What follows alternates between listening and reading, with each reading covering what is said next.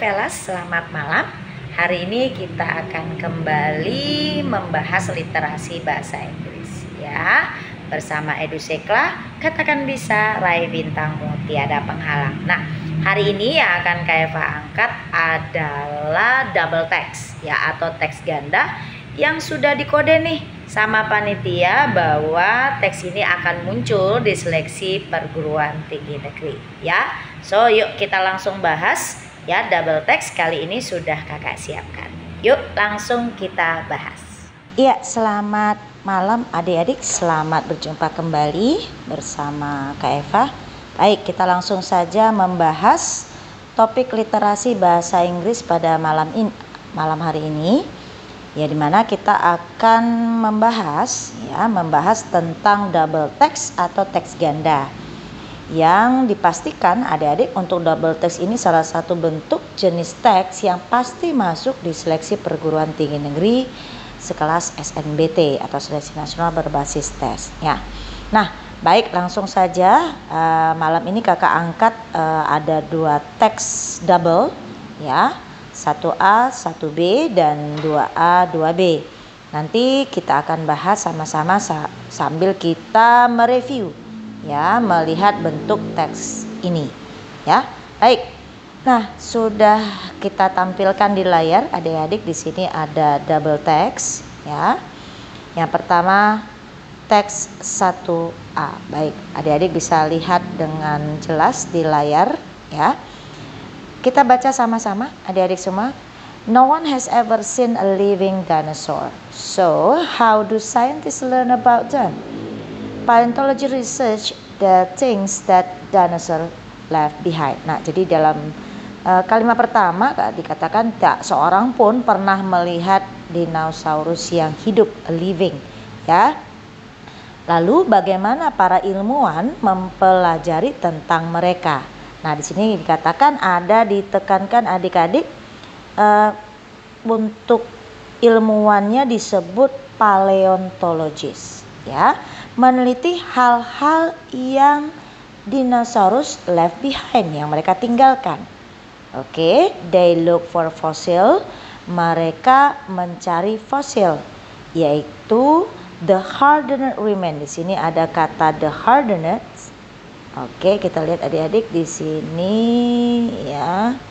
Ada kata the hardened. Hardened ini kalau misalkan Kak Eva jelaskan di sini ada kata hard ya, lalu ditambahkan dengan n, maka dia membentuk verb.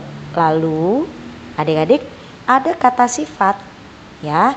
Ketika dia dibentuk menjadi hardened, menjadi kata kerja past participle. Oke, maka adik-adik peranannya itu menjadi kata sifat ya, menjadi kata sifat, menjadi past participle, itu bisa dibentuk sebagai adjektif. Oke, nah lalu bagaimana pemaknaannya? Nah, jadi gini dekku, kata hard itu kan keras, kata sifat. An berarti menjadi verb. Maka hardened remains adalah sisa-sisa yang mengeras. Oke. Of traces of animal, yang merupakan jejak dari hewan dan tumbuhan. Maka kalau bisa kita simpulkan bahwa paleontologis ini adalah seorang ahli yang meneliti hewan dan tumbuhan that live a long time ago, yang hidup pada zaman dahulu ya. They study fossil for clues, mereka mencari atau meneliti fosil itu untuk petunjuk-tunjuk bagaimana dinosaurus hidup. Nah, selama beberapa tahun para saintis ini berpikir so that dinosaur hatched from the eggs ya. Katanya mereka berpikir bahwa dinosaurus ini menetas dari telur, kan gitu, hatched ya. But no one knew for sure, tapi seorang pun meyakini itu sampai dengan tahun 1869, yang pada tahun itu kata di sini katakan some fossil dinosaurs eggs were found in France. Beberapa fosil telur dinosaurus ini ditemukan di Prancis.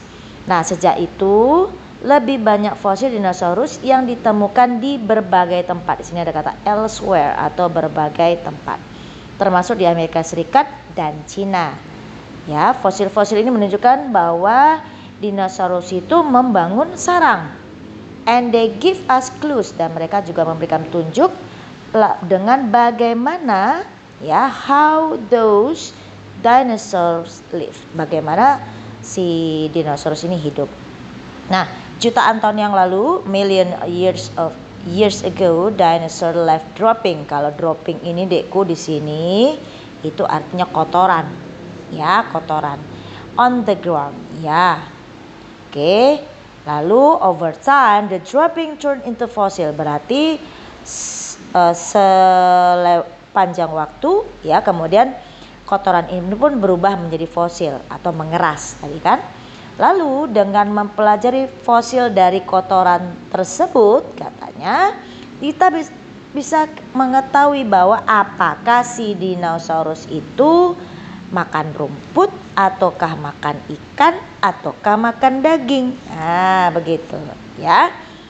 Dinosaurs no longer exist. Memang dinosaurus tidak lagi hidup, but they never really disappeared. Tapi mereka tidak betul-betul menghilang.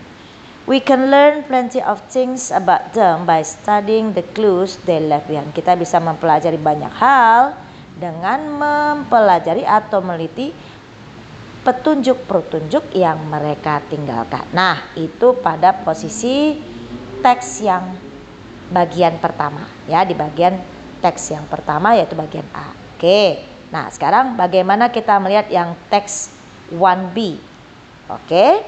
Nah, biasanya Dekku teks ganda ini kalau kakak katakan ya, jadi kalau double text ya, double text itu biasanya ada dua pertanyaan yang pasti muncul. Yang pertama, apakah persamaan ya, apakah persamaan kedua teks?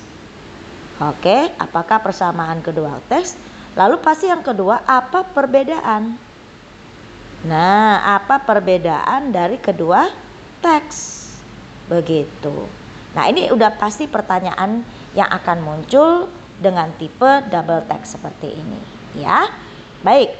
Nah, kita lihat adik-adik semua yang teks 1B ya, teks 1B. Have you ever read about people of long ago? Books tell you how they live. You can also learn what they people were like. Pernahkah kamu melihat orang-orang pada zaman dulu? Oke, nah intinya tadi adik-adik bahwa si arkeologis ini membantu kita memahami ya bagaimana posisinya dengan memahami tentang apa yang terjadi kehidupan manusia pada masa lampau. Nah, sekarang kita lihat yuk bagaimana bentuk atau jenis pertanyaan di dalam double text. Oke, di sini kita lihat ya. Ada what do the two passage have in common? Nah, perhatikan Diku. Di sini ada ditanyakan in common ya. Jadi in common ini adalah bentuk persamaan. Ya, apa kesamaan dari kedua teks ini? Ya, jadi kalau kita lihat ya di sini what do two people passage have in common? Nah, kalau kita pahami tadi baik paleontologis atau arkeologis itu sama-sama ya meneliti, yang satunya hewan dan tumbuhan, yang satunya lagi meneliti tentang kehidupan manusia dan budayanya. So, baik paragraf 1A dan 1B itu bercerita tentang apa sih tugas-tugas atau apa sih pekerjaan dari para ilmuwan. Jadi jawaban yang benar adalah B. Ya, tentunya saintisnya tadi ada dua. Yang pertama paleontologis. Yang pertama adalah paleontologis. Oke, satu lagi ada arkeologis. Nah, gitu. Ya. Baik.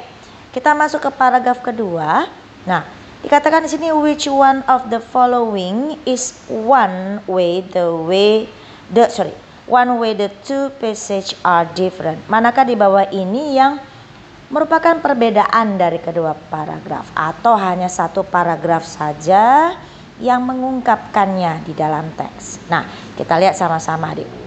Yang pertama yang A, apakah hanya only the first passage tells about what scientists do? Apakah hanya paragraf pertama saja yang menceritakan tentang apa yang dilakukan oleh para ilmuwan? Tentu tidak ya. Yang B, only the first passage gives the name of specific scientist. Di passage 1A itu tidak ada adik-adik diberikan nama ilmuwan. Malah di paragraf kedua tadi atau 1B yang memberikan nama ilmuwan. Kita cek kembali ya. Di sini ada yang namanya ada yang namanya Howard Carter ya. So, untuk jawaban nomor 2 yang benar adalah C. Oke, yang benar adalah C. Oke, aman ya sampai situ. Oke, sedangkan nomor 3. Nah, di nomor 3, according to the passage, how are paleontologists and archaeologists alike? Nah, menurut kedua teks, bagaimana paleontologis dan arkeologis dalam kemiripannya. Jadi kalau kita bilang di sini adalah kemiripan. Ya, atau boleh kita bilang kesamaan. Nah, kalau kita lihat tadi bahwa baik 1A dan 1B sama-sama bercerita tentang penelitian atau kemiripan tugas mereka adalah meneliti masa lampau. Maka jawaban yang benar di nomor 3 adalah B, gitu ya. Oke. Di nomor 4. Di nomor 4 kita lihat which one of this would best compare with the second passage. Nah, ini adik-adik. Kita lihat baik-baik ya. Kalau kita cerita the second passage berarti itu 1B. Kan gitu ya. Kalau cerita 1B berarti dia tadi cerita arkeologis. Ya enggak? Betul ya? Oke, berarti dia bercerita tentang arkeologis. Oke, nah inilah yang akan kita cari kesamaannya antara yang A disebutkan ada kata detektif. Kemudian yang B ada kata a basketball player.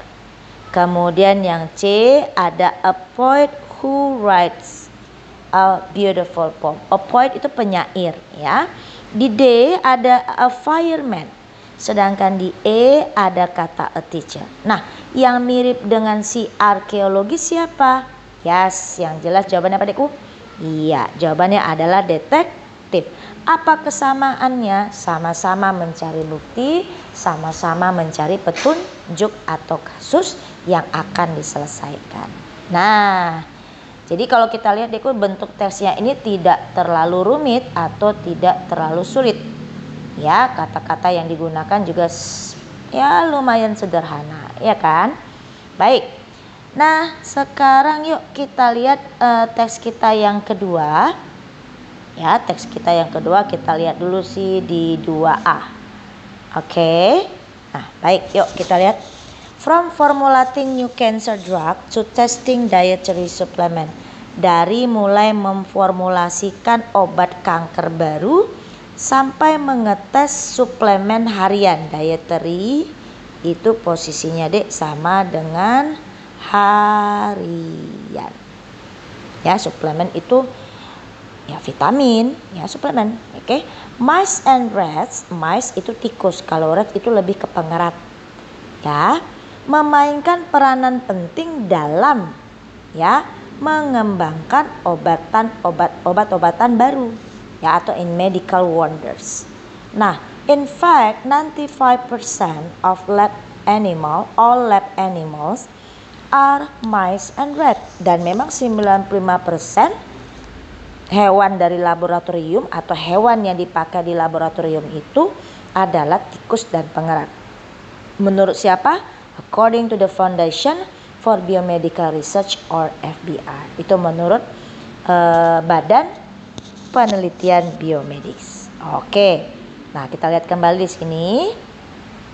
Scientists and research rely on ini deh artinya bertumpu. Ya, ini artinya bertumpu. Oke, on mice and rat for several reasons. Untuk beberapa alasan. One is convenient. Yang pertama nyaman. Ya, yang kedua rodent are small. Ya, para pengerat ini kecil. Iyalah, taruh toples juga bisa, iya kan? Bayangkan kalau yang telitinya gajah, ya kan? Bikin kandangnya juga lebih sulit dibandingkan tikus kan gitu deh. Nah, ini dikatakan easily house, ya kan? Gampang dikandang. Oke, kemudian and maintain, gampang juga diurusi. Dan terlebih lagi, dia mampu adapt well to the new surrounding. Dia gampang beradaptasi terhadap lingkungan baru. Lalu yang kemudian they also reproduce quickly. Mereka juga berproduksi dengan sangat cepat and have a short lifespan. Lifespan ini jangka hidup atau umurnya adik-adik. Yaitu sekitar 2 or 3 years, hanya sekitar 2 sampai dengan 3 tahun. Nah, so apabila ingin diteliti, several generation of mice and can be observed, dapat diteliti dengan waktu yang relatif singkat. Begitu ya. Lalu katanya mice and rat are also relatively inexpensive nih dek, tidak mahal dan bisa dibeli in large quantities from commercial producers that breed rodent specifically for research, yang memang diternakkan untuk penelitian. Lalu the rodent are also generally mild-tempered. Mild-tempered ini agak jinak deh. Ya, and docile, making them easy for research to handle. Iyalah, sempat anak harimau deh, iya, ngamuk mamanya ya kan. Oke, sempat anak ular, mau juga mamanya deh. Oke, kalau anak tikus belum tentu, gitu ya. Oke, nah, lalu although sometimes mice and rat can be difficult to restrain than other. Nah, katanya lebih kuat dibandingkan hewan yang lainnya. Oke, itu ya. Baik. Nah, baik kita lihat teks 2B. Oke, to be sure, rodent still outnumber zebrafish. Katanya si rodent ini masih nomor 1 ya, mengalahkan zebrafish pada in medical research lab gitu ya. Nah, pada tahun 2010 memang laporan mereka, papers mereka yaitu menggunakan tikus dan pengerat itu 10 kali nih dek, 10 kali lebih banyak ya dibandingkan biasanya, dibandingkan hewan laboratorium lainnya. And some biological process ya, dan beberapa proses biological contoh yang lebih kompleks yaitu seperti brain disorder, kemudian or anything involving lungs. Nah, ini para ilmuwan masih bergantung terhadap si tikus dan pengerat. Oke, are best studied mammals rather than fish. Nah, itu dia. Mereka masih hewan yang paling terbaik yang bisa digunakan dalam penelitian dibandingkan ikan. Nah, di sini deh ada but for most other experiment. Namun dari berbagai eksperimen seperti from watching tumor ya, untuk meneliti perkembangan dari tumor, to screening for new drugs, sampai dengan meneliti obat baru, katanya zebrafish juga bisa diandalkan gitu. Baik, kita lihat paragraf kedua. Zebrafish over 3 major. Nih dek ya, katanya zebrafish menawarkan ada 3 juga keuntungan utama dibandingkan si pengerat tadi. First, katanya, contoh yang pertama, they quickly make more zebrafish. Nah, mereka lebih cepat ternyata bereproduksi. Katanya female spawn, ini betinanya, itu bisa menghasilkan embryo sampai 100 of embryo dalam 3 hari. Oke? Setelah fertilization. Sedangkan tikus itu 3 minggu untuk 10 anak. Anak lebih banyak. Si ikan ya, si zebrafish. Oke. Nah, lalu yang ketiga di situ ada kata bahwa mereka juga tidak mahal kok. Oke, katanya sekitar 65 sen ya for a tank of a few dozen fish, untuk beberapa lusin ikan zebrafish. Bandingkan katanya 90 sen untuk 5 tikus di dalam kandang. Berarti yang satu 6,5 sen untuk lusinan ikan, satu lagi 90 sen untuk 5 ekor tikus. Nah, dan terakhir katanya, finally, because the larva fish are transparent, berarti tembus pandang ya Dek ya.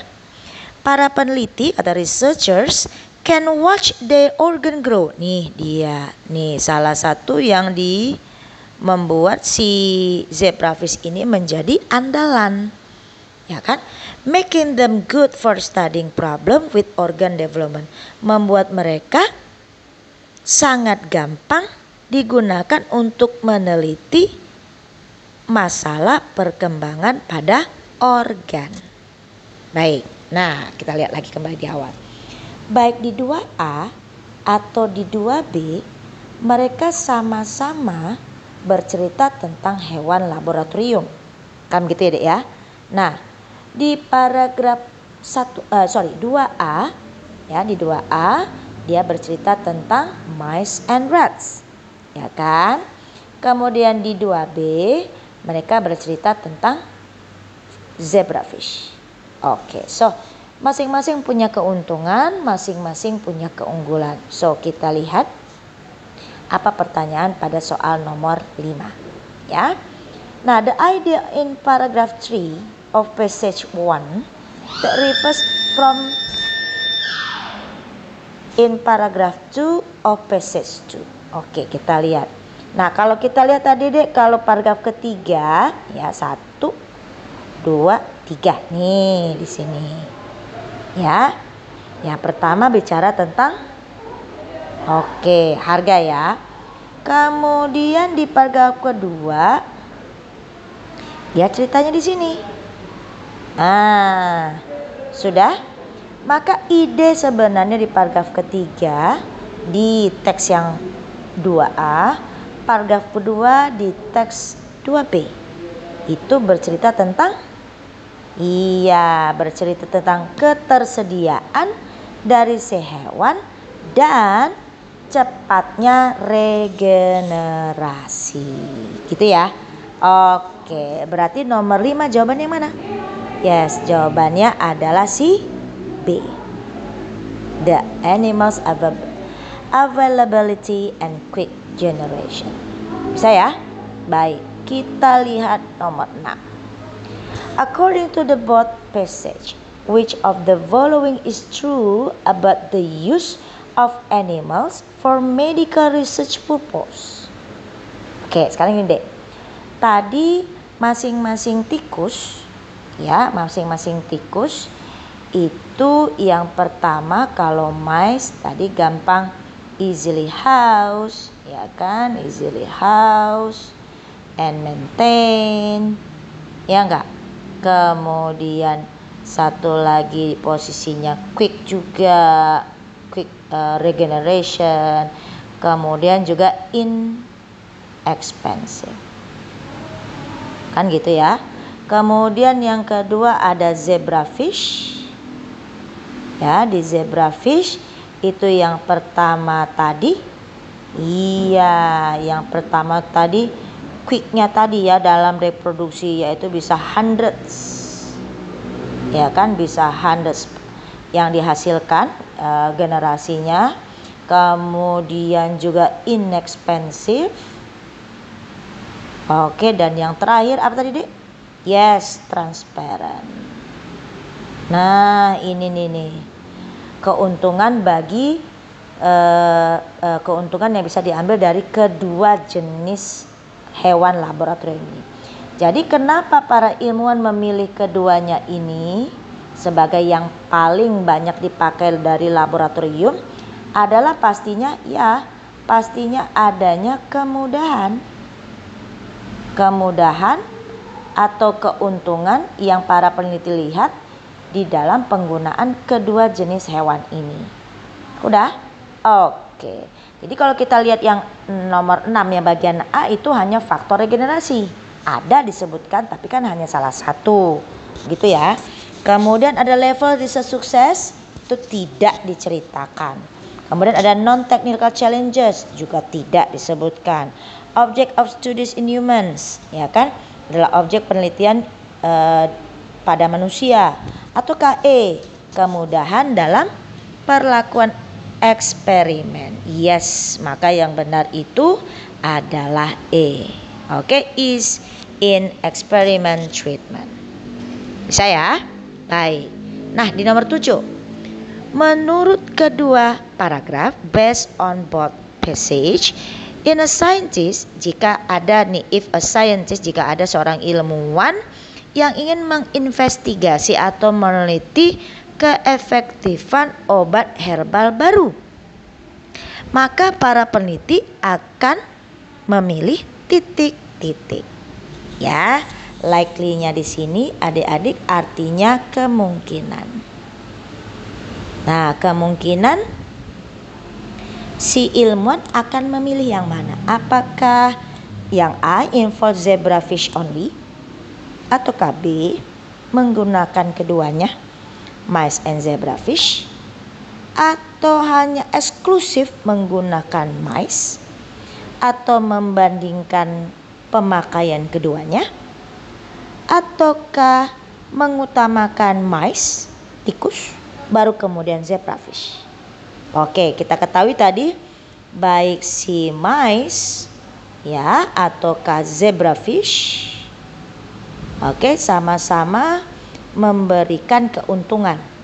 Ya, memang ada sedikit perbedaan mereka, namun sama-sama memberikan keuntungan. Nah, kalau tadi mice ini katanya lebih banyak yang kompleks nih, untuk urusan otak, untuk urusan apa tadi? Yes, paru. Sedangkan zebrafish keuntungannya itu pada transparannya tadi.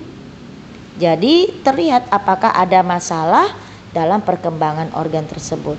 Nah, menurut kalian kalau kalian jadi peneliti nih, mana yang kalian gunakan? Iya, tentunya karena mereka masing-masing mempunyai keunggulan sendiri, maka para peneliti kemungkinan akan menggunakan keduanya. Ya Kak? Oke, berarti nomor 7 jawabannya adalah si B. Bisa ya? Baik, kita lihat nomor 8. Nah, kalau nomor 8 the theme underlying. Kalau theme underlying dekku itu sama dengan dia bertanya apakah topik utama dari si paragraf di atas. Yang jelas kalau tadi di 2A itu berbicara tentang mice, sedangkan di 2B itu berbicara tentang zebrafish, di mana keduanya masing-masing memberikan keunggulan-keunggulan dan manfaat yang bisa dipakai atau yang bisa digunakan oleh para saintis. So, ya jelas dalam teks 2A dan 2B. Kalau yang A dekku, importance of using animals in medical studies, betul nggak?